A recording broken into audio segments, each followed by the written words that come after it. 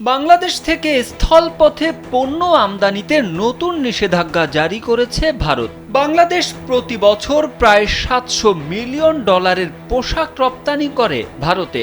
নিষেধাজ্ঞা দেওয়া পণ্যগুলো এতদিন স্থল বন্দর দিয়ে যেত, কিন্তু ভারতের নতুন সিদ্ধান্ত অনুযায়ী এখন থেকে কেবল কলকাতা ও নাভাসাবা বন্দরের মাধ্যমে এসব পোশাক আমদানি করতে পারবে ভারতীয় ক্রেতারা।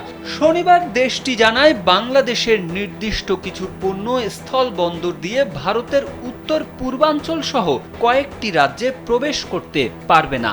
এ নিষেধাজ্ঞা মূলত পোশাক সহ কয়েকটি জনপ্রিয় পণ্যের ওপর কার্যকর হবে। স্যান্ডেলিনা সো, রূপচর্চায় আভিজাত্য। ফলে ভারতীয় আমদানিকারকদের এখন বাধ্যতামূলকভাবে সমুদ্র বন্দর ব্যবহার করতে হবে।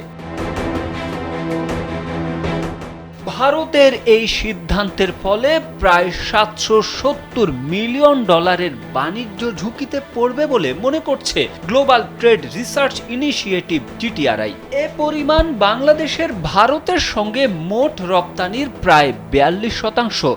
রোববার ভারতীয় প্রভাবশালী দৈনিক দ্য ইকোনমিক টাইমসে প্রকাশিত এক প্রতিবেদন থেকে এ তথ্য জানা যায়।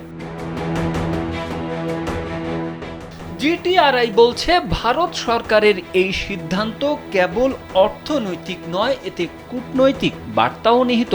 সংস্থাটির ভাষ্যমতে বাংলাদেশ সম্প্রতি ভারতীয় পণ্যের ওপর একাধিক বিধিনিষেধ আরোপ করেছে, যার পাল্টা প্রতিক্রিয়া হিসেবেই ভারত এই পদক্ষেপ নিয়েছে।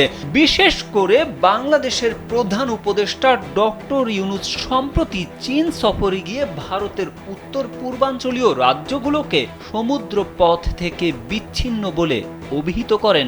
সফরে বাংলাদেশ ও চীনের মধ্যে $2.1 বিলিয়ন বিনিয়োগ চুক্তি হয়। বিষয়গুলো ভারতের কূটনৈতিক ও বাণিজ্যিক স্বার্থে প্রভাব ফেলেছে বলে GTRI মনে করছে। তারেক আহমেদ, কালবেলা।